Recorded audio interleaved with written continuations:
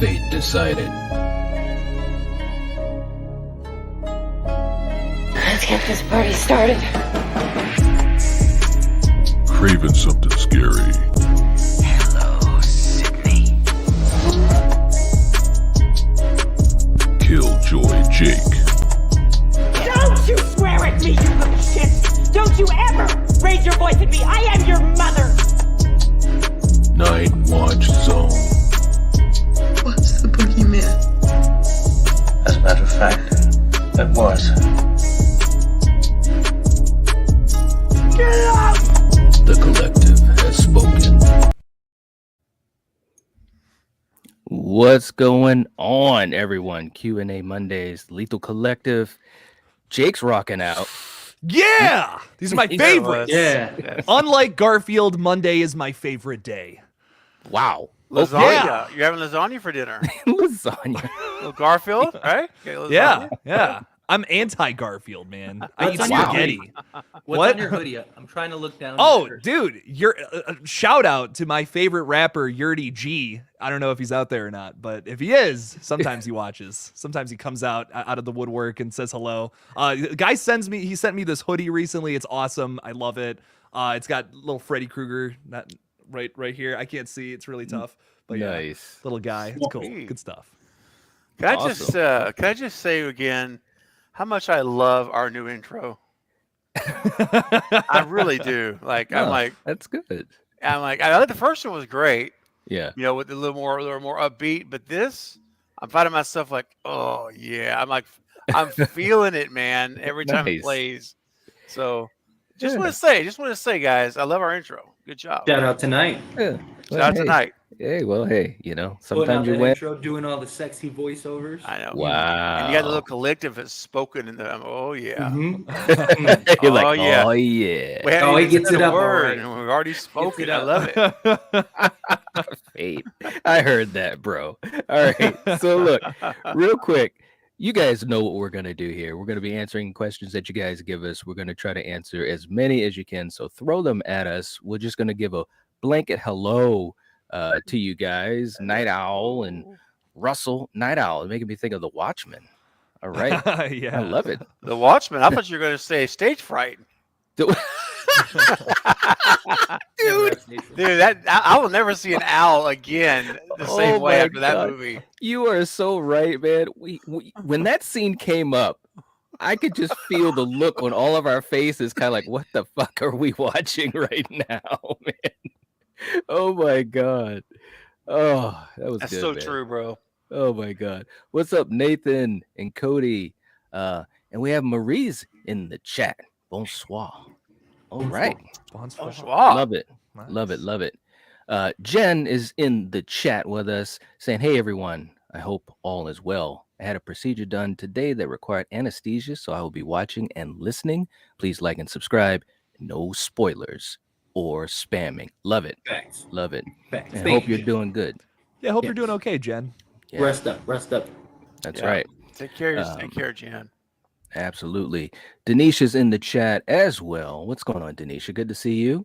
All right. And Melissa? All right. Well, look, guys, let's start this thing off backstage. And also, Gina's in the chat. And hello to everyone else, Ethan as well. Backstage, we we started a conversation that was pretty interesting as we wait for some questions to come in. Jake, let's let's pedal back. We were talking about Super Bowl and trailers and things going on with certain companies as far Yeah. as what they're doing. What do you think? There were some interesting trailers that did come out. There was. So with Scream 6, obviously we got that, which was great. That was fantastic. I thought that was really cool. It was really cool to see that during the Super Bowl. Had old Jake here real excited. The Flash trailer, I have some thoughts. Whoa. I have some big thoughts. I'm a huge fan of a story they're riffing on here, and I just don't feel like they're doing it all that well, and I'm kind of sad about that as a fan. I don't know. Not the way I would approach it at all. Like, if you've ever seen the animated Flashpoint movie, that is 10 out of 10, fantastic, so well done. I Yes. love Michael Keaton coming back as Batman. He kicks ass. He looks awesome. I love that they kind of have the same suit, which hilariously, if they should change anything, it's probably the suit. You gotta turn like this. You gotta with your turn your neck. head, man. Yeah. You gotta be able to turn your head. You gotta be able to move on a swivel, baby. Yeah. So there's some weird stuff going on in that trailer, but you know, I almost still want to see it because, like I was telling you guys backstage, that's one of my favorite stories. So I kind of just want to see what kind of debauchery they get themselves into with Oh this my one. God, they're literally going down a rabbit hole. Fate, real quick before I get your thoughts on that as well, just wanted to say to Jay Fresh, saying first time streaming live. All right, Welcome. Welcome. welcome. Glad you're here. Yeah, absolutely. And ZZM as well, saying happy Monday. Super Team Collective. Sound All right. like with Ultron. There we go. Let's Very go. cool. Let's go Kansas City, huh? Who Yeah. cares about that? Well, there you go. The There Super you Duper go. Bowl. Yeah, Yeah, I was like, exactly. yeah, I don't know. Yes. So, Fate, what do you got any thoughts on this whole DC thing or the Flash Yeah. trailer? Yeah, so I mean, well, first off, for the Super Bowl, the Tubi commercial is the one that everyone's talking about. Like that one's hilarious. But in general, I don't know if it's just me, but I feel like the commercials suck nowadays compared to what they used to be. Commercials Yes. used to be so good. Like that was like one of the best parts of like the Super Bowl was like the creative, just well thought out commercials. Now they're all just kind of like it's just like a regular commercial you watch. But sticking with the DC thing is it's like we were talking about on stage. It's just funny. Like, it just seems like there's no clear direction.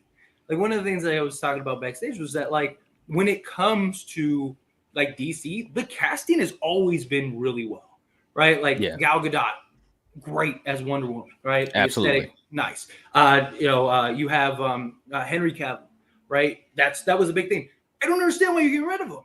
That was the one guy. That was the one guy that you had success with. That was the only guy outside of course, like the big Batman movies and stuff, stuff like that. But like those are always kind of like its own thing. But I'm talking about like in this universe you're trying to create, you have one guy that has like stood the test of time through all these. It's been your big box office draw. He's been everything, and it's like let's get rid of him and start over. Like like it's crazy, and they do need to start over. But it's just like how many times are you going to keep digging yourself into the same hole? I don't know if it's the writers. I don't know if it's the visionaries. Well, now there's new visionaries behind it and stuff like that. But like, who's coming up with these stories? You got so much great source material that like you could pick from. Another, like we talked about it backstage too, is that like Marvel turned a bunch of nobody characters that no one cared about and most people never even heard of and built an empire with it. And you're using guys that like everybody knows that are like huge fixtures in the space, and you can't even pump out a decent movie, right? Like they're all just like lackluster films. And so hopefully they have this direction, they continue this direction, and hopefully we get some good stuff because they're going to lose a lot of money on all this stuff. Cutting films, they still have to pay the actors. They still have to pay. They paid all the people that like created the stuff and storyboards and all that stuff. So they're out a lot of money. They need this to work. Because if it doesn't, then I don't know what to tell you. But hopefully, I'd like a good DC movie. Like, how many times are you going to redo the Suicide Squad? Whoa. Hey, wait. That's my baby right there, bro. 2021 Suicide Squad. Do not be shitting on that, bro. They What? just keep remaking Whoa. it. How many times are you Whoa, just gonna man. keep redoing it? Damn. No, How I'm many kidding. times are you But gonna keep redoing it? The TV shows are better. Like, Peacemaker was great. Peacemaker was great. Peacemaker was fantastic. Well, okay, what do you not? I'm just curious. I got to back up a minute. I'm sorry. Hold on. Here we go. I'm offended. No, I'm just kidding. I'm really not. I don't care. But I'm curious. What do you like? Suicide Squad 2021 or like just not your vibe? I didn't think it was anything that was like revolutionary. I didn't think it was great. I enjoyed it. It was better than the first Fair. one. Okay. Hey, that's fair. That's all good. All right. I'm Like, gonna it go wasn't cry like in I my sat corner there and for a little go, bit, but "Man, that's okay. we need more DC movies like this." Like, it was just kind of like it was a better DC movie, but It was. I feel like they could have done, like, they could do better. I feel like it just wasn't a huge knocked my socks off. Like, man, to be fair, Marvel hasn't really done that lately either. I Marvel agree. movies, Well, Marvel this has movies this is- have been yeah. pretty bad lately. Even some of the Yeah. shows haven't been very good. Well, So, this phase has been rough. probably their most lackluster phase, no Hands doubt. down. Yeah. Hands no down. doubt. But I mean, that was kind of expected, given that they, Mhm. you know, they moved off of all the big names, all the big actors. Right. You know, Iron Man and Robert Downey Jr. But Marvel was the house that Robert built, you know, so to speak. It was. Yeah, I love that. Isn't that why they're bringing him back now or something? Like There's I haven't. rumors about it that they might bring him back for like one of like the cameo, like a cameo for one of the things. Well, he's not supposed to play himself. He's not supposed to play the Iron Man we know. He's supposed to play Superior Iron Man, Oh my god. which is funny. But anyway, what are your guys' thoughts, Craven? Do you have any thoughts on it, on the whole situation? So just to confirm, I guess this new version, I guess Flash is coming. That Mhm. they are indeed bringing Michael Keaton back Yes. as Batman. Yes, He's baby. reprising- Yes. Okay, now I'm interested. There you Honestly, go. everything else was just like in one ear, one out the other. I'm thinking about tomorrow's weather forecast. But when we're talking about Michael Keaton reprising his role of the original '89 Batman, which was my favorite Batman, I think he rocks it. I'm interested now. Now I'm actually going to watch this movie. I don't watch Marvel movies or DC movies, and except for '89 Batman, which I have on Blu-ray. So I'm very interested now because of that fact. Yes, so I'll let you know. But that's the reason I'll be watching this movie. The best part of the trailer is him. Like the best part of the trailer is Michael absolutely. Keaton, without a Yes. doubt. So Listen, let me just say this, man. Okay, look, Michael Keaton is a living legend. Okay, Yeah. I will never forget the first time I saw the 1989 Batman, and that movie ruled the planet that Yes, summer. it did. I mean, there was nothing bigger than that movie. You know what I'm saying? And in the trailer, that part where he comes out of the shadow. First of all, the cape and cowl look amazing. You know, it looks totally amazing. He still looks great in it. And as soon as he started talking, man, I'm not gonna lie, I got chills. I was like, oh my god. And he's like, yeah, I'm Batman. I'm like, yeah, you are. yeah, You know what I'm saying? And but I agree with what you guys are saying. You know, it's really a mess over at DC. This is their attempt to try to fix things. I know some folks in the comment section, like Austin, were talking about that. You know, they're going to try to fix things, and we'll have to see how it goes. But I will say, as a fan of comics, DC and Marvel, it's frustrating. We talked a little bit about this backstage too. It's frustrating because you do have these characters that have been around for 60, 70 years, you know, especially the Trinity, Superman, Batman, and Wonder Woman. And you have these ups and downs, you know, all these ups and downs. Like Wonder Woman, I thought was a great movie. Wonder Woman 84, yeah, they kind of messed up a little bit on that, you know. Yeah. So it is frustrating, but kind of like what you guys are saying, you know, especially with Michael Keaton's involvement in The Flash, I'm definitely excited to see it, to see what they do. It definitely is a loose, like super loose adaptation of Flashpoint. Maybe one day we'll get that story right? told correctly. Wouldn't you that be know? so cool? Yeah. Like It's the real so good. Flashpoint. Like it's such a good story, and it's being I don't know. Like I would just rather them be like, okay, shut it down. Here's a brand new story. Like instead Right. of Yeah, just just saying start- like all just of this. start from scratch. Yeah. I don't think they need. This is like unnecessary in my mind. Yeah, Like, yeah. I don't know. Yeah, they're trying Well, to redo this whole thing. well, they've been working on this movie since like the Dude, the it 80s. wasn't it canceled like 3 times? It was canceled. It was put on the Oh, back wow. burner. So they had put so much money into this movie, and that's why you know what I mean. Like at this point, they had to release it because they had worked on it. They had so much money invested in it, even through all the Ezra Miller situations. Well, you know? yeah, he didn't do them any favors. He Ezra did Miller them didn't. no favors, Dude, dude. It's co- oh my god. Cody has a comment that says, "Who's a better Flash, Grant Gustin or Ezra Miller?" And honestly, if they move off of Ezra Miller, I really hope they give Grant Gustin the Okay, opportunity. so refresh I really my memory like him again. as Flash. Yeah. He's the Flash from the show, right? the and, show. they, The and TV for whatever show. reason they didn't put him in the movie. They cast That's Ezra right. Miller They instead. casted Ezra That's Miller. That's right. Right. Okay. It's all coming back. It's been years since I talked. My buddy was like is the biggest Flash fan on the planet, and he would like at work we would go back and forth about this when it was happening years ago. But yeah, man, I still don't understand that. I don't get it What's either. Grant He was up great. to?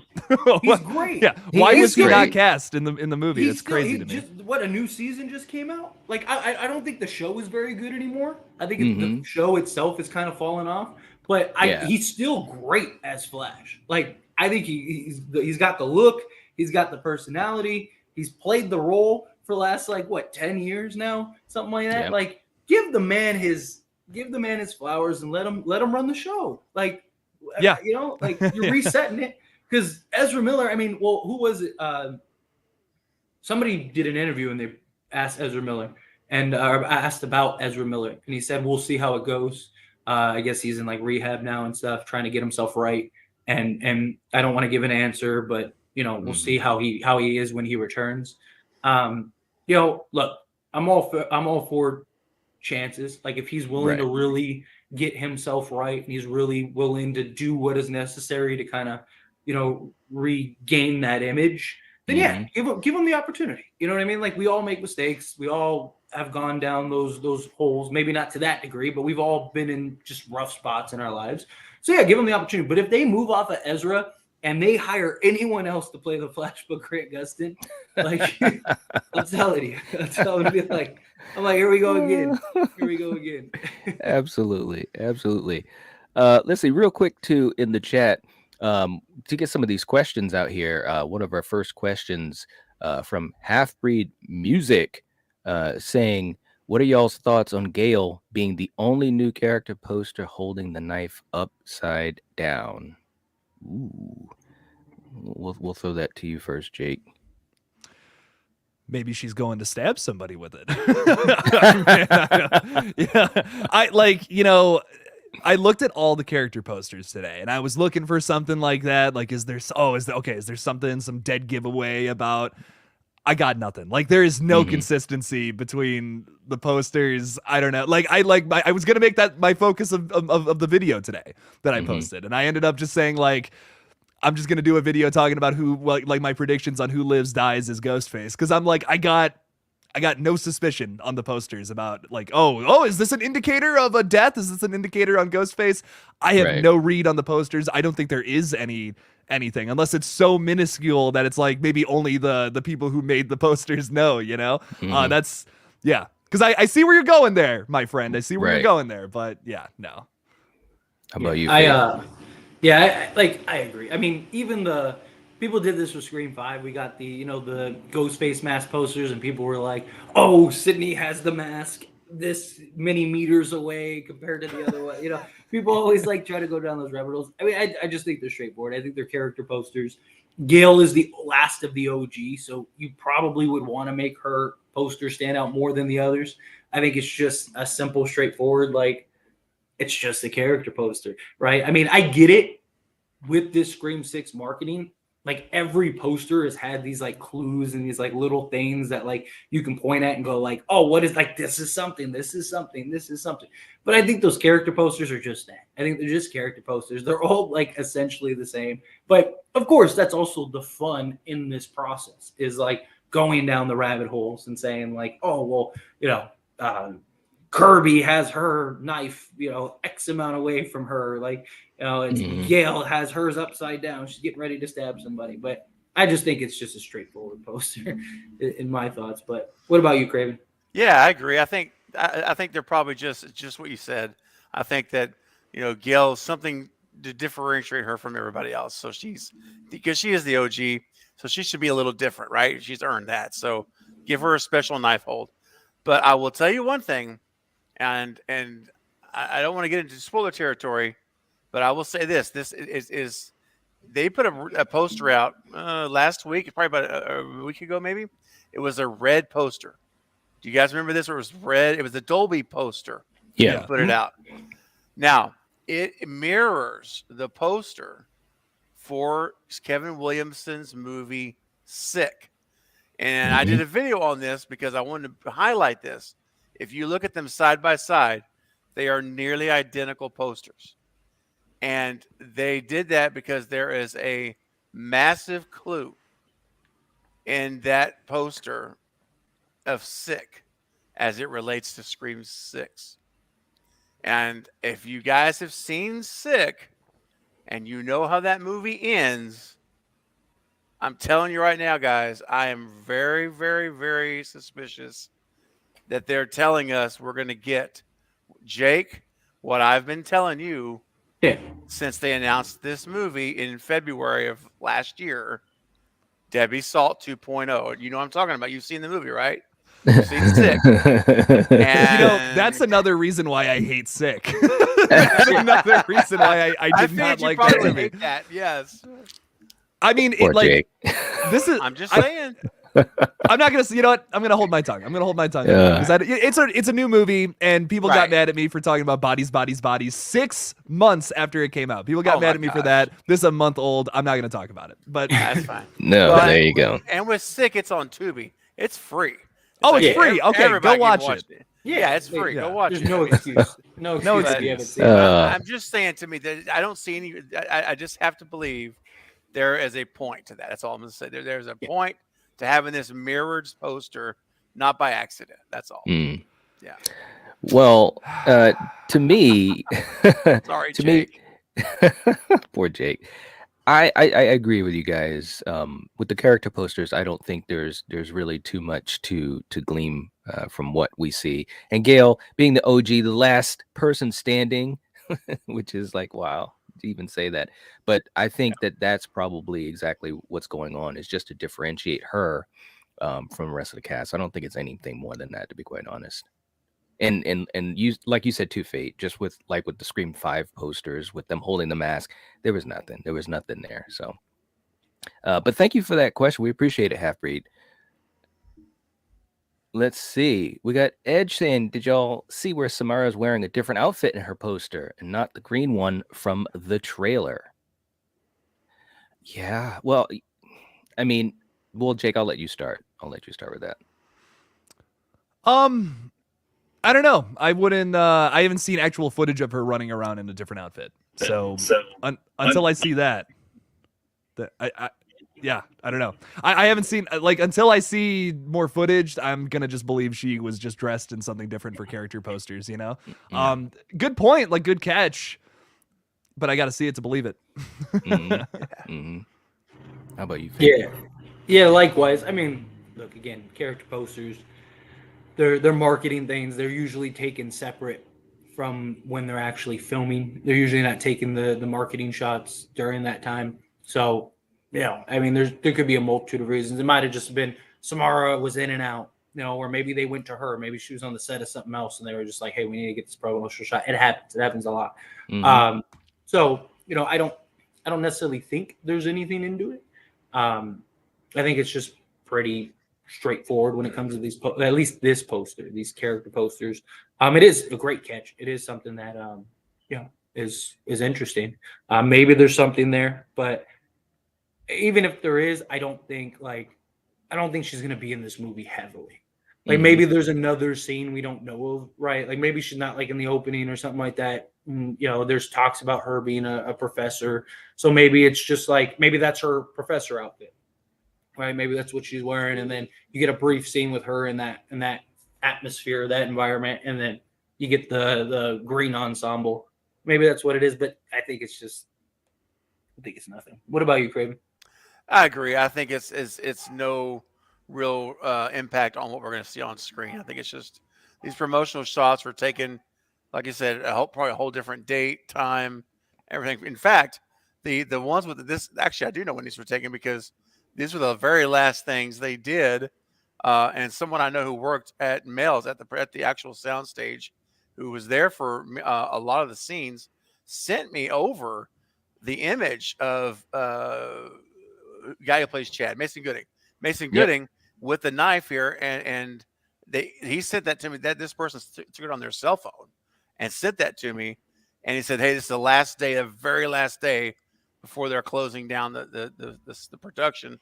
So they're having everyone come in for these knife photos. So that's how I knew about the knife photos before they were even a thing. And so I 100% agree. They brought him in just to shoot those, bang, bang, bang, bang, get them done, kind of thing. And the only thing we have of Samara is in that green outfit. Even the behind the scenes photo we get from her, it's in that same outfit, guys. Yes. Like, I'm telling you, man, she's 15 minutes. If she makes it 15 minutes, I'll be shocked. I don't even think it's going to be 15 minutes, I man. don't either. I really generous. don't. I know. I could see it being 5, 7, 10 minutes in. She's gone. Man. And you know, like, I am sad about that. You know, like, I do want to see some more Samara Weaving, but at the same time, isn't she a great choice for an opening kill for Radio Silence's She movie? absolutely is. 100%, Yes. man. 100%. Like, I get it. It all makes sense. You know, as much as I would love for her to be our Ghostface killer, that might be too obvious. Right. From the final girl to the first kill. Yeah. Right. I mean, like, that would be does epic. make sense. Yeah.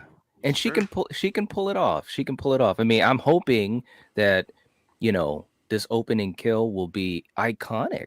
I mean, and she's the type of actress, you know, that could pull it off. And, you know, if it's more intense and it's played out and executed well, I mean, this could be an opening kill that we rival with the original, you know?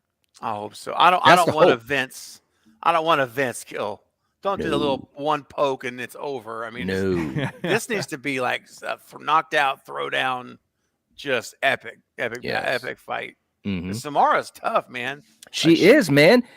The stuff that she did in Ready or Not. I mean, seriously, first of all, she's a very likable character in that movie.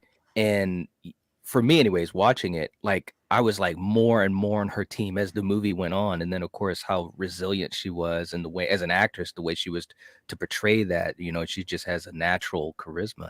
So, yeah, if she does anything even half as good in this opening scene, which is what we're theorizing, I think it'll be a really great opening scene. Absolutely. Hell yeah. All right. And Jay Fresh saying, okay, now I got to subscribe to all four of you guys. Much respect. Thank you so much. We really appreciate that. Appreciate it. Thank you, Absolutely. Jay. Yeah. Marie's coming in with are some of you going to see the movie in 3D? I'll say this. I hope I can, but I don't know if I will. I hope I can. What about you, Jake? Like, I would love to, but man, I can't do 3D movies. Like, they just give me a headache. And honestly, I think that's why I don't love Avatar that much. Like, I saw it in theaters in 3D. I was so excited. Like, it was like my first 3D movies with like the new 3D glasses. Like, do you remember when those came out? Like the gray ones opposed to the red and blue ones. I was so excited. I was like, this is gonna be so cool. And it just gave me a headache like about an hour in, and I was just miserable through the rest of the runtime. And I think that has subconsciously made my memory of Avatar not so great. So I've only seen it the one time. I just was like, whatever. I had a headache the whole time, so the movie must suck, which is terrible. Like, that's not fair at all. You know, I should go back and watch it. But you gotta watch it again. I know. I really do. No, you're absolutely right, without a doubt. But I don't know. I can't do 3D movies. They just give me a headache. I would love to experience it that way, but I think I'm just gonna go see the regular showing. Okay. How about you, Fate? Yeah, nah. I mean, maybe like after I've seen it a couple times, maybe I'll do it just for the giggles. But it's not something that I'm like looking forward to. Like, let's go. I don't mind it. Like, some movies are made for it. My concern is that they filmed some scenes for this movie to be 3D, which always looks terrible when you're not watching 3D. Like, slow stab. Right. Yeah, like I really. Well, you would think that they would try to avoid that pothole. You know what I'm saying? Because there've been so many movies that have done that, namely like Friday 3 and things like that. You would think that they would say, let's make this work to the advantage of whatever scene, you know, that they're going to be showing it in 3, you know, really focusing it on 3D. But I don't know. Do you remember buying Friday the 13th 3D, like the DVD, and it come with those glasses? Yeah. I got them right over here. I knew that's great. It comes with the cheap 3D glasses, so you can watch it at home. Yes. But like another great example is like which I actually like the movie, is My Bloody Valentine. the 3D version. Yes. Like they have literal scenes that, like when you're watching that and it's not in 3D, there are literal scenes where you're just like, all right, that's sexy. Because it's just like it's like not in like you don't have like full frame, you just have like this one like close-up shot. So it's just like it's just strictly for like the 3D aspect. But anyway. What about you, Craven? Yeah, no, I'm not. I don't know no 3D, no 3D. I can't do the glasses. I can't do the whole.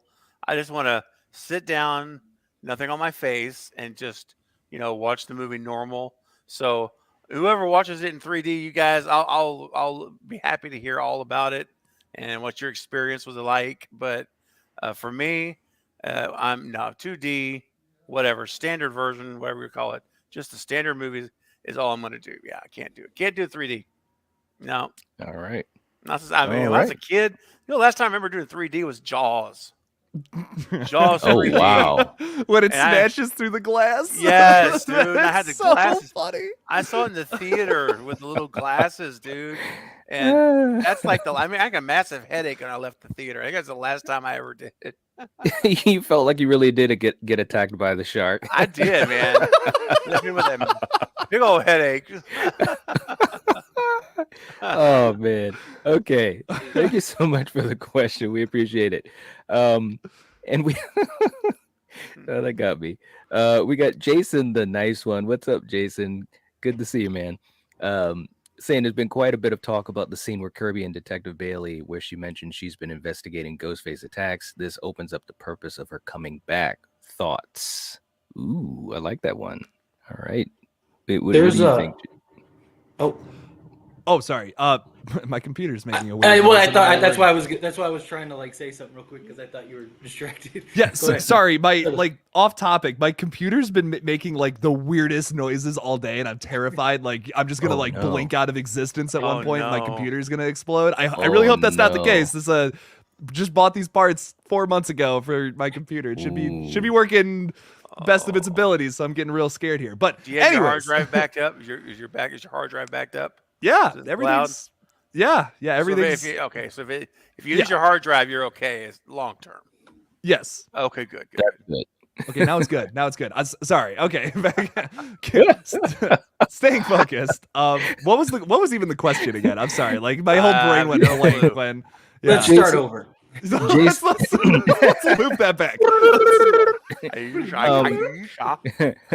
Jason was saying that there was a lot of talk about the Kirby scene with Detective Bailey, and she was talking about how she's investigating the Ghostface attacks, and he was saying this opens up the purpose of her coming back and what our thoughts are on that.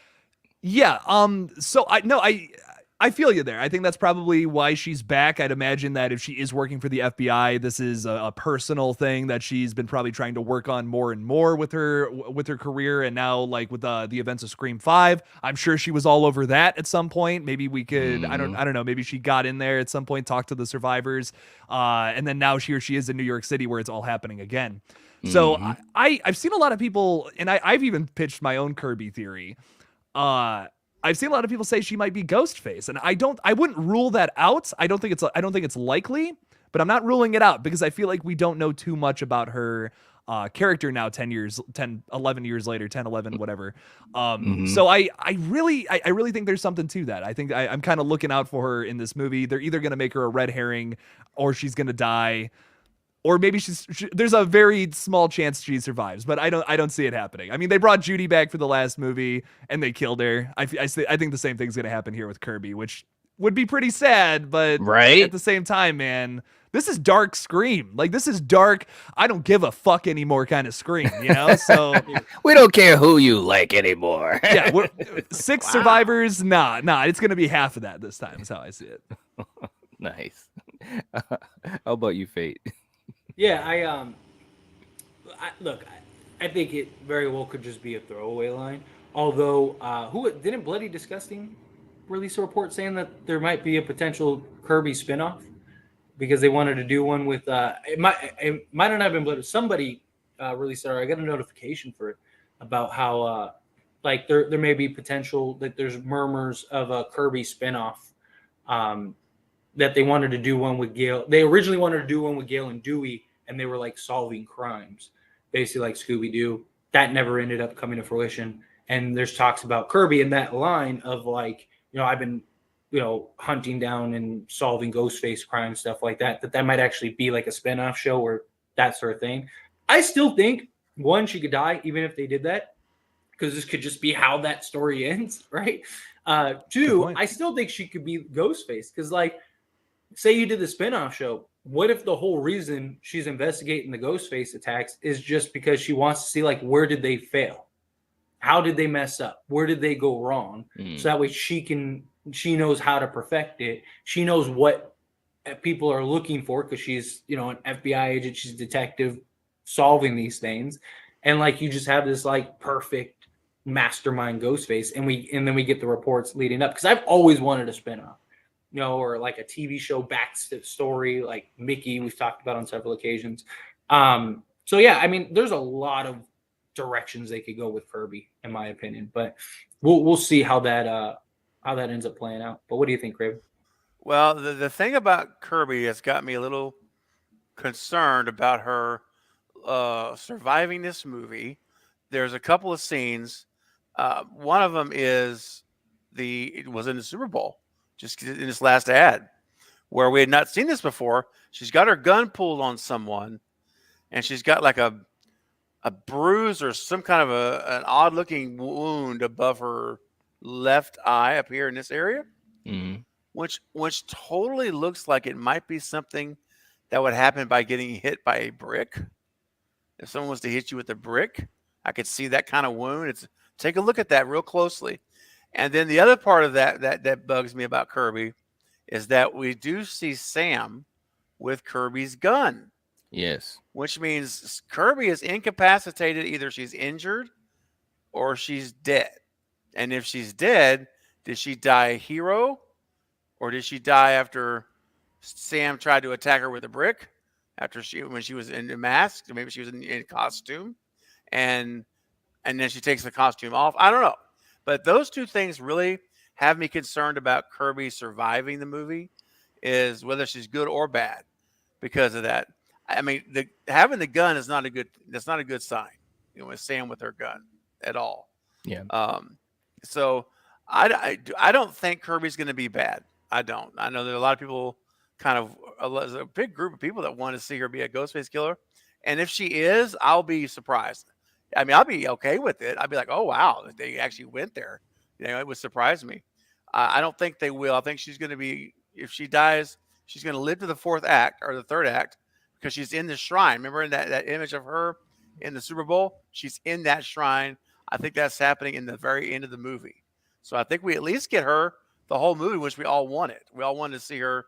Don't kill her in the first half of the movie, right, kind of thing, like Dewey. So I think we get Kirby for at least almost the whole movie. But I don't know, guys, whether or not she's going to make it. I'm just worried about those images. So that's where I'm at with Kirby. I think she probably dies. Yeah. I think, well, first of all, I think that this is a really smart way for her character to be a part of, the plot. I think it's really, really cool. And I'm really hoping that they give Hayden some really, some nice scenes, because she survived, man. I mean, the crap that she survived in 4, I mean, you would think that would really make her very interesting now as presented in 6. The one thing I don't want to see is them have her come into 6 and she's like, yeah, I work for the FBI. Yeah, let's figure this thing out. I'm tracking Ghostface attacks. And they don't really go into her as a character. I think that would be an absolute waste of the character and of Hayden coming back. So I do think it kind of opens up the whole idea of her purpose. And I really would like to see that play out. Look, I'm going to say right now, she is not going to be a Ghostface killer. I really don't believe that whatsoever.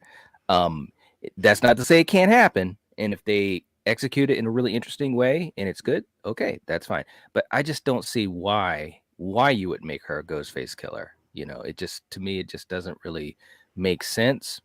And plus, we've talked about how Radio Silence is really, they're moving, into their own characters. They're trying to honor the past, and they're trying to showcase some of the past characters and things like that. But they're really trying to move into their own direction. So I don't think having Kirby as a Ghostface killer makes sense to me, and I don't want to see her as a Ghostface killer.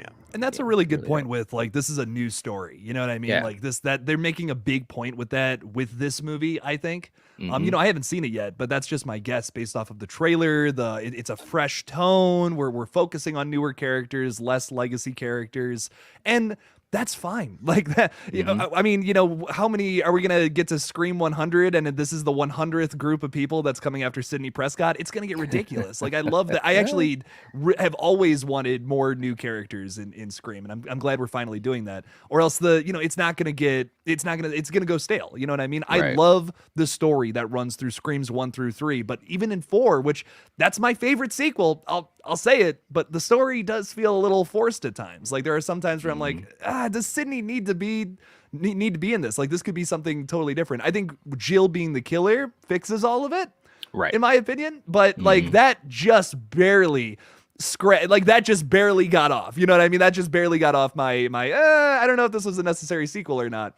because of what they did with Jill's character. She's so well written. So I don't know. I think that I'm really glad that we're focusing on new characters moving forward. And if we want Sydney to come back in 7, that would be awesome. That would be great. But I don't expect her to be the focal point of the series again. Agreed. Totally agreed. All right. Well, and real quick too, Carrie's in the chat with us saying 100 people in the chat. Let's get the likes up. Sub if you haven't already. Thank you so much, Carrie. And yes, that would be amazing if you guys could do that. We really, really appreciate it. And speaking of appreciation, Carrie has also come in with a $5 super chat.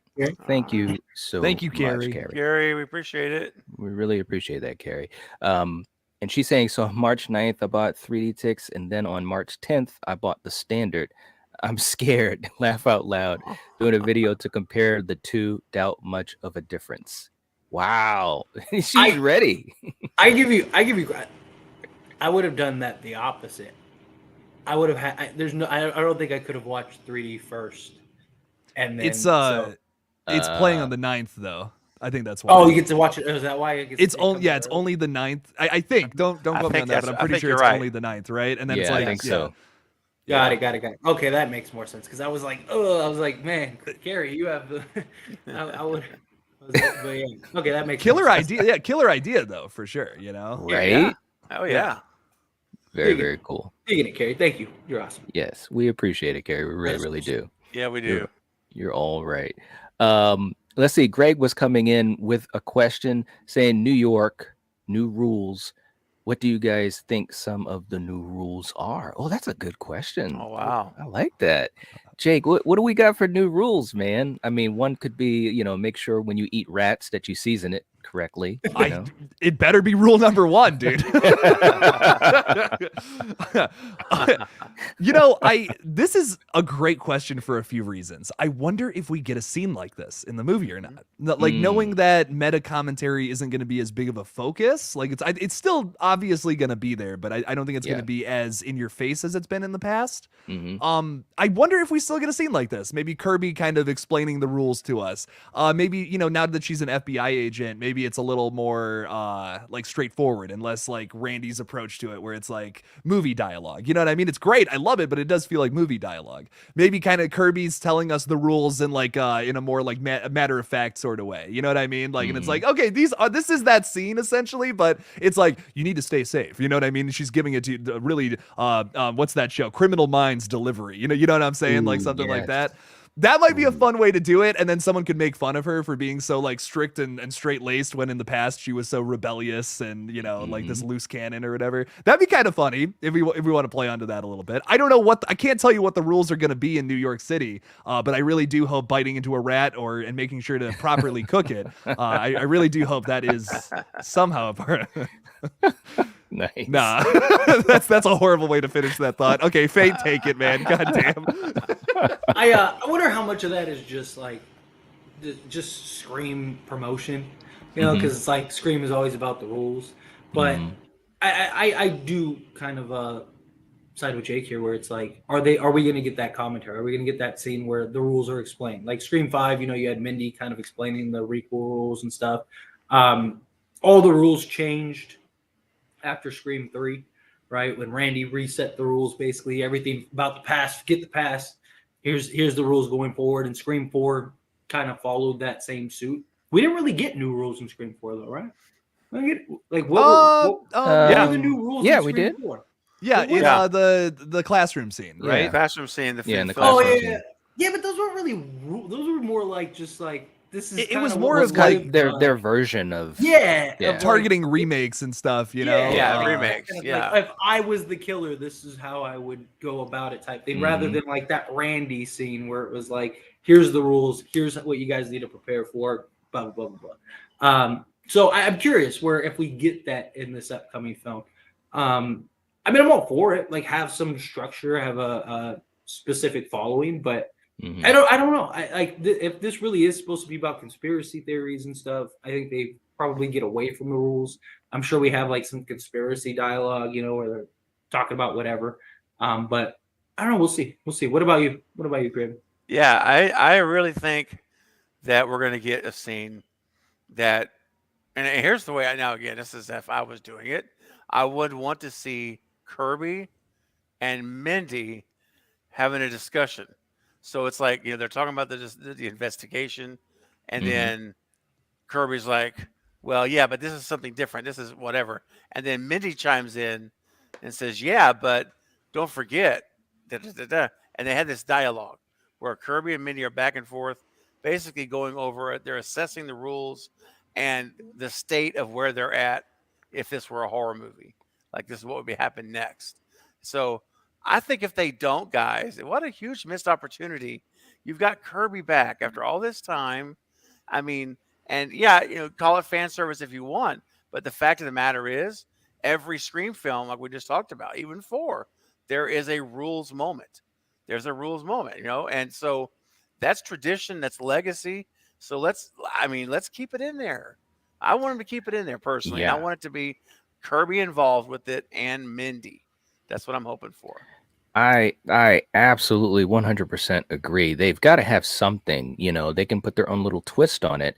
One thing that I kept thinking about is there would be a scene where preferably Mindy and Kirby are together and, they're just talking about what's going on and they have two different viewpoints. We have the viewpoint of, a younger person that obviously went through what happened in 5 and Mindy, and of course Kirby, who now, has had a lot more time to heal and also being on the side of the law and so forth. And I think not only would that be cool for the two characters, like the different ways that they talk about the rules or the state of horror or whatever, but I mean, again, like you said, Stephen, you got to have a scene that does this, even if it's something that's very, it didn't have to be like super drawn out, and I think it'd be a huge missed opportunity if they don't do that. And you've got Kirby back, you've got to, she has to have, I think she's going to be, a little bit of a different character, but I think you still have to have, that bit of her, because that's what really just made her such an awesome character in 4. I absolutely loved her in 4. So, all right. Well, Greg, thank you so much for that question. We really appreciate it. And we've got, I love this name, Radioactive Cosmic Rays, coming in with a $5 super chat. That is awesome. Thank you so much. Thank you. Saying, how do you guys think Paramount is handling the Scream IP compared to Dimension Films? Ooh, that's a good question. Still shocked they have both Scream and Friday the 13th. That's a great question. Jake, what do you think about that, how they're handling it? So far, I'm really digging it. I like with 5, there are some things that I wish they would have changed, but I think overall that was a weird movie to make. Just they were in a weird spot where the franchise was. The last movie didn't do so well. They had to if they wanted to bring this franchise back, they had to do something familiar. They were kind of they were kind of pushed into a corner with that one. They had to make it a certain way, and that's never good in the creative process. You know what I mean? The fact that movie is actually like pretty solid, I'm surprised by that, considering how tough of a position Radio Silence and the writers were with that film. So far, I'm thoroughly impressed. I am with all the Scream 6 marketing. I'm really excited for this one. I think I'm going to like this one even more than 5. And my opinion is maybe a little, I don't know. I'm right now, I'm kind of just basing that off of my hype for Scream 6. When I see 6, then I'll be able to give you a better answer, because 5 had to do what it had to do to bring this franchise back to life. 6 is going to be, is this franchise still fresh? Is there still good stories to tell here with new characters? That is going to answer a lot of questions about this franchise that I feel like I already know the answers to, but I need to see it actually happen on the big screen first. So when I see this movie, and hopefully I love it, then I'll be able to tell you. Because if they're just harping on what the original movies did, who cares? Like, why would you even make these movies, in my opinion? I want to see a new story here. If they have accomplished that and it's a well-written story, I'm all about it. Hell yeah. then yes, then this is killer. Cool. I definitely agree. We gotta get a couple movies under our belt before we can actually like give a definitive answer. It is cool that we do have Friday the 13th and Scream, and I imagine that they're gonna keep going forward. I still think we get more than Scream 7, assuming these films do well. I really do, because they've spent a lot of money on the rights, and I just don't think they're going to stop. Why would you? If the franchise is having success, like Jake said, if this film is new and fresh and people are like, man, this killed it, Scream 7 is probably going to knock it out of the park, why would you stop? Why? Especially if you have the rights. Like, it was different with Halloween, right? They only had those 3 movies. Spyglass and them, they have as many as they want to do. There's no restrictions on it, and also Halloween Ends kind of ruined any possibility of doing more films, right? Where I imagine Scream 7, the beauty of Scream is, even like, let's say they end the Sydney and Sam arc, you could just tell a whole new story, right? Yeah. It's not Michael Myers, right, where if Michael dies, that's it. It's kind of hard to bring him back from a wood chipper, right? Like, it's a little different. Is it though? Is it? Is it though? Good point. It could have been somebody else, you see, because maybe he put the mask on somebody else. Stop it! Right. That's how we're gonna get Michael reborn. Oh God! But the studios are like writing that down. They're like, write that down. That's so good. No, sorry, no. But no. When it comes to Scream, beauty is you keep going. So I'm all for it. As long as we get good movies, let's go to Scream 40. As long as they're good, well-written storytelling movies. Like, I'll never say no to a good movie. But yeah, as far as like, how do I feel about this? I wasn't a fan of the direction of Scream 5. I liked Scream 5 as a movie. I thought it was well done. I just wish they started fresh and figured out a way to incorporate the OG characters rather than like tying everything to the past. Give us like 2 months and then ask that question again, and I'm sure we'll all have a better answer. So, yeah, Craven, what about you? Yeah, like I say, it's early. We're still early, but I'll say this: at least from anything that we've heard in terms of leaks or anything like this, we haven't heard about studio interfering with radio silence yet. Which we heard about the Weinstein stuff after the second movie. So this is the second movie for radio silence. If we get through this film and there's no, stuff start coming out about interference and strong arming decisions and meddling, I guess is the better word. Look, the Weinsteins did. If just the Weinstein factor alone, honestly, looking back now that we know the nature of those guys, especially Harvey, but even Bob was all into Wes's business. And so just the fact that they're not involved with this new run, I have to say that's already an improvement. Well, whatever Paramount, it has to be, because that was pretty rough, and that was with Wes Craven, a legend at the helm. So of everything I've seen so far, especially with the marketing guys, they've really only blown one straight up reveal of a kill. That's it. And that's pretty good for a horror movie. Honestly, it really is. So, and the reveal, all I'm going to say is the reveal that they showed, I didn't really care. And you guys know what I mean? It's like, okay, so what? Who cares? Right. So I'll leave it at that. So I will say this. I think Paramount has shown growth in the marketing team from 5 to now, because these trailers, there's that one scene that they're claiming there's a Ghostface killer who's unmasked and who's under Terra, and you can see their face, and they CGI a Ghostface mask over it. They're careful to make sure and not show these things. Look at 5. We've already talked about the 5 trailer ad nauseum. That thing ruined everything. It ruined the ending. I mean, Amber's there. You see the whole thing. So I do believe that they're taking more care with this movie and how they market it, and I think that just shows even more maturity, if you will, in this moving forward. So I think Paramount at this point is winning me over, and I told you guys, if they handled the marketing and the trailers like 5, I was going to be like, I'm gonna let them have it, but they haven't. Other than that one scene, they've been really, really pretty careful, I think. So I have nothing but good things to say about Paramount right now. Let's watch the movie, like you say, and then let's get to 7, and then we could talk really more comparison. But yeah, I say all signs are looking pretty good right now.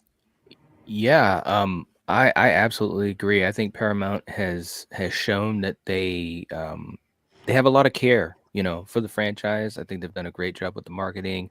I was going to say the same thing too, Stephen, with the trailers. I think that they've shown that, they want these trailers to like, hit people and really bring in not just us legacy fans, but potential new fans and a whole new generation of Scream fans. The way that they've been marketing it, the way the trailers have been, the images, and not only that, but as usual, just like with 5, some of the extra things. Like, did you guys see the Survivor pool that came out? Yeah. Like, I just love all this stuff, the crossword, all these really cool things that appeal to, a new generation of potential fans. So I think they've done a heck of a job. And of course, with how things went in the past, like you said, it's amazing that the Scream movies that Wes did were as good as they were. I know. When you think about how much interference there was behind the scenes with the Weinsteins. I mean, we could talk about that all day, but anyways, I think that Paramount's doing a really, really good job. So thank you so much for that. We appreciate that. And we also have Bloody Mary coming in saying, hello, everyone. New subscriber to this channel. Welcome. Love the discussion. All right. Well, Thank you. Hashtag Kirby is a goner. Oh, I like the hashtag. she might be. She might be. She might be. She might be. Let me ask you guys. Let me ask you guys this real quick, and I know we're going to be winding down soon, but if Kirby is a goner, and we've all talked about what's going to happen or not happen with Gale. What do you guys think? I mean, because we kind of touched upon that, Jake. I think you touched upon it a little bit about how, this is a new story. We're going in a new direction. We've got a new type of intensity. We're going to honor the past, but we are not tied to them whatsoever. I mean, we're all longtime Scream fans, but how do you feel about that as far as losing these legacy characters in these 2 movies? It's a tough spot because I personally don't want Gale to die. Like, I think that is right now, that's our one connection to every movie. And that's nice. I love that. It's wonderful. It's one of the things that I love a lot about this franchise is that we, for the most part, have had a lot of the same characters run through a lot of these films. While that was awesome in Screams like 1 through 4, I'm just starting to feel a little exhausted on it. You know what I mean? I'm like, I love these characters. They're great. But like the only character I feel like where I could keep them involved in every single story is Gale Weathers, because I feel like she's going to always be there to cover everything and whatever. And now she's slowly becoming not that character anymore. While I love the dynamic character arc, I just don't know how she fits into any future stories after this one. Like, does that make sense? Like it makes sense for her to go in this film, and we're learning more and more about the film. I got to hold my tongue here a little bit. But I don't think she's making it through this one. I don't take it as like I think some people are taking like that kind of talk, like people saying like, oh well, Gail's probably gonna die, oh Kirby's gonna die. I see some people taking that as like, oh, this is a middle finger to the franchise, we're taking it our own direction. That's so not what this is. Like, this is just, it's a horror movie, man. That's what it is at the end of the day. People are going to die. A side effect of this franchise is that the characters are lovable, but that was never the first intention. Does that make sense? I kind of want them to get back to their roots with this new story a little bit and get back to what made Scream so great. And while also doing that, also find like a new flavor here too. I've talked a lot about how terrifying Ghostface is conceptually, and I want to see that. Like, Ghostface is always portrayed in kind of a goofy manner, you know what I mean? And it, like, sometimes you find some scary moments in these films, but most of the time this is more of a laid back kind of horror series, and I love it for that. It's great. But now I hope they can find a new voice doing something a little darker here in this movie forward. Because Ghostface is, in my opinion, the scariest slasher. Like, it's not supernatural like Jason or Michael or Freddy. This is someone real. This is a real friend of yours dressing up as a killer and coming after you with a knife. That's fucking terrifying. I want them to we see it every day that. on the news. I mean, we see it every, yes. Instead of a knife, it's a gun.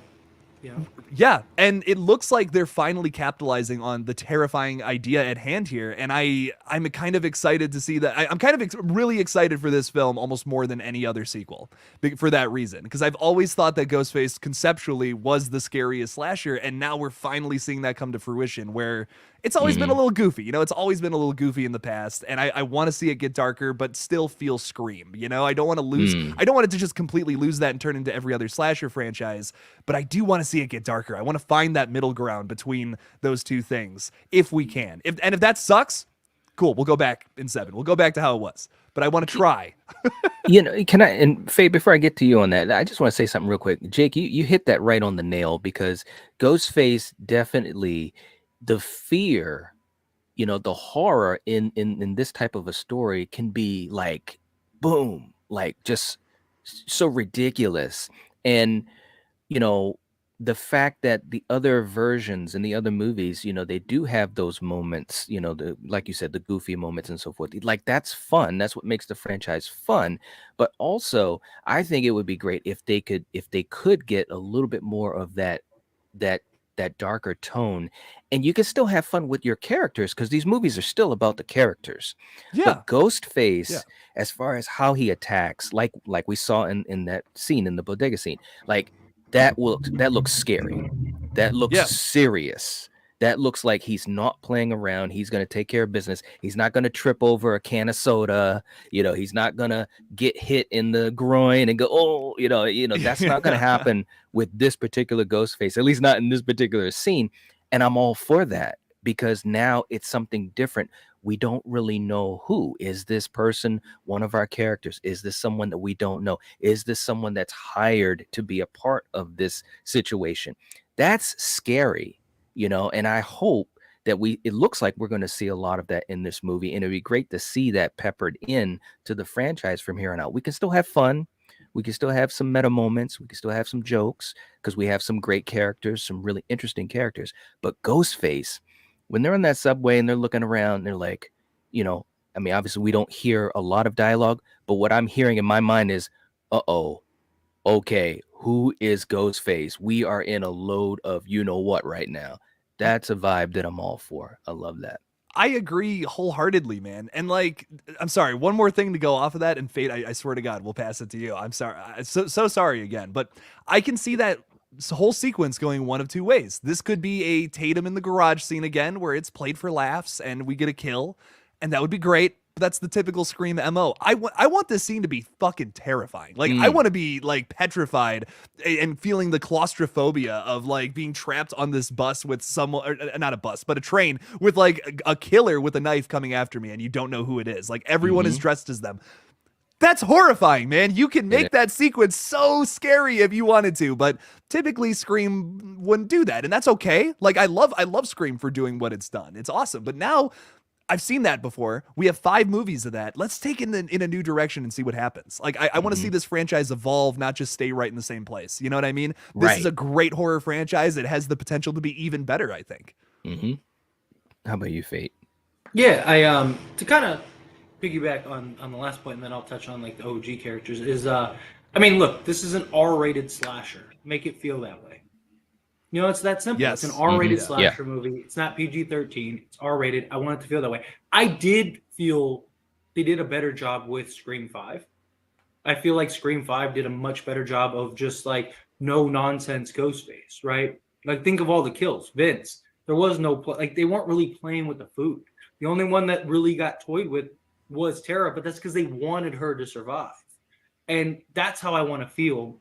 I want to watch a Scream movie where you see somebody on screen and you're like, oh, they're dead. Like there's no question, there's no thought of like how are they going to get out of this? It's simply like, well, okay, so I guess she's dying or I guess he's dying. Like, all right, let's see how this plays out. That's what I want. I want just that brutality, that just fear, right? Like that's what it's all about. Like, you know, even real life, because that's what Scream like is known for, emulating reality as much as possible. I mean, there's movie logic, of course. You know, there's scenes that just pander strictly to an audience because it's still a movie, but for the most part, it's about as real as it gets, right? Mhm. And I want them to get on that. Like you hear serial killers in real life, like they're not like really toying with people. They get in, get out. You know, they, Right. you know, they, you know, it's usually quick. Like, yeah, they stalk their prey, but they're not like giving them phone calls. Not saying that. I mean, that's Scream. I love that. Keep that. But I'm saying like reality, they're usually not like doing anything crazy, right? It's just, yeah, they know who they want to target. They target them. They kill them. They move on, right? And I'll think of like the Night Stalker and stuff like that, right? Like people were petrified because there seemed to be no pattern. There seemed to be no rhyme and reason. It was just, you know, like people were terrified. Like that's what I want to get to. And then as far as like the OGs, I mean, it was inevitable. Sooner or later, you're going to have to move off of those characters. Sooner or later, it's going to happen. Not saying that they all have to die. You don't have to kill Gale. I mean, I've said the same thing that Jake reiterated earlier. You know, like Gale's the only one that makes sense for every one of these Scream movies. Sydney is getting to the point where she, like, it's becoming illogical for her to be back. She's got a family now. She's got a kids. You had to kill Dewey for her to come back. Like, what is it that would make her come back? Unless you make her the main focus again, which I don't want them to do that. Like, we have 4 movies of that. Like, I'd rather them go and continue in this direction, move off of the core characters. You know, again, not saying you have to kill Gale, but if that's what it boils down to, then that's what it boils down to. You know, if that's the only way to kind of like end the conversation, then end the conversation. Not just that, but what does Courtney want? Because that Courtney didn't want to be written off. She wanted to be killed because she didn't want that conversation. She didn't want to be in interviews and asked, like, oh, are you ever coming back to Scream? She wanted to be killed off so that way when it's done, it's done. That's why she asked Wes for him to kill her. But, you know, they wanted to do more movies. So Wes was like, come on, give me, you know, like, give me a couple more. And she might look at it as like, I did. I honored Wes. I gave you 2 more films. No, I'm done. Kill me off. I got my new project over here, all that stuff. And I'm okay with that. If that happens, I'm okay with it. I don't want a Randy death with her, you know, where it's just pure, where it's just pure shock value for the sake of shock value. Give it some purpose, give it some reason. Like, I would love if like it was a death that you're like, man, like Gale would do that. No, that's more of a Dewey thing, right? I would love a death like that where it's this selfless act where she's running into the fire because that's what Dewey would do, right? Like that's not Gale's character. That's what Dewey, his entire life, was trying to turn her into, this selfless person. It'd be cool too if just to say, it'd be cool too if, and I know this is fan service, but like if there was some type of nod to Dewey, whether it was like, I don't know, maybe she's near a picture of them, you know, if this was, you know, in her place or something, or her you know, phone she ring thought of and it. it's the same screensaver. Yeah, you know? yeah, like, that would be beautiful. Yeah, something like that where she just like she's like getting ready to run. We're getting ready to leave. She's like, I ain't getting killed. And then the phone rings or something. And it's like her publicist or whatever. And she looks, it's the picture of Dewey. And she's like, Dewey wouldn't do this. Like Dewey would go save the day. Right. Like I would love a scene like that because one, it is so out of Gale's character, but it is so Dewey. It is this like tie-in. It fits in beautifully. You have the send-off. She dies saving Sam or something like that. And it's like, that's Dewey. Right. Like that's like Dewey would be happy. Dewey would be proud. Dewey would be like, that's what I needed you to do, Gale. Like it would just, I think it would be a nice parting send off, which is what they need to do with them. Right. They need to have something like that where if you're gonna kill her, it has to have some significance, has to have some emotion, not just like, oh yeah, we just killed her in a van like Dewey or like Randy. Right? So, but I'm not against them killing her if it's done right. You know, Sydney, if you need to, she's off. You know, riding off into the sunset, living her best life. Cool. There you go. She got the happy ending, which is she was the one that was always tormented and traumatized and just harassed. So if anyone deserves the happy ending, it's her more than anything. And then so she gets the happy ending. Dewey and Gale get to die together, and you know, now you have your head canon for them in the afterlife. Like whatever, perfect, proper send off. But what about you, Craven? Yeah, so I want Gale to live. I want her to survive the movie, and then in 7, she can't. She has the option to come back or not. You know, it doesn't necessarily mean she has to come back if she lives.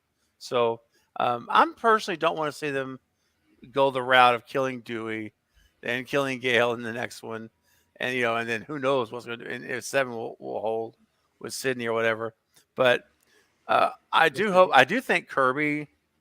You know, I want Kirby to live too, but I'm kind of now starting to sway towards Kirby doesn't make it, but Gale does.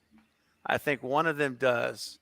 So you can make a case that Gale doesn't live, maybe Kirby does, but you know, I think that Gale is pretty savvy, man. She's been through a lot with this stuff all these time, and you know, she's pretty sharp on her feet, and so I'm going to believe she's going to be prepared, you know, and that whatever. I know she gets attacked in the apartment, but I'm going to believe she's got it figured out. She's got it figured out a way that this day was going to come, and she's going to be ready at the end of it. And when that fight is over, she wins somehow. You know, and she may get injured, but it does bug me a little bit that we don't see her in those final act scenes where Tara's bloodied up and Sam's beat up, and now Kirby we know is there, and Dermot's there, assumably with his gun out and stuff on the phone. I'm a little bit nervous about not showing us Gale in one of those scenes, but maybe they're holding that back. Yeah, I was just going to say, hopefully that's the case. Hopefully, yes.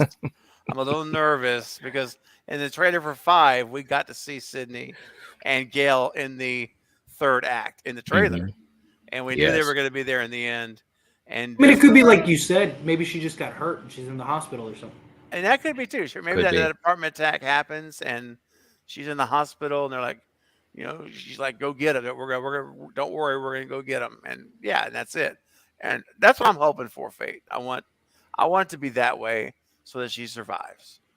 And so we'll see what happens with 7. You know, if she comes back or not, that'll be up to the writers and her. You know, up to Courtney Cox. But at least if she's alive, there's an option. You know, right? Yeah, she can make that choice herself. Yeah, yes, absolutely, totally agree. Well, as we wind down here, and I know Jake, you're going to be going live in a few minutes, and also thank you to Carrie and Denisha for putting links in the live chat to upcoming live streams and to channels. We really, really appreciate that. Yes. But yeah, gentlemen, I think that's going to be about it for you guys in live chat.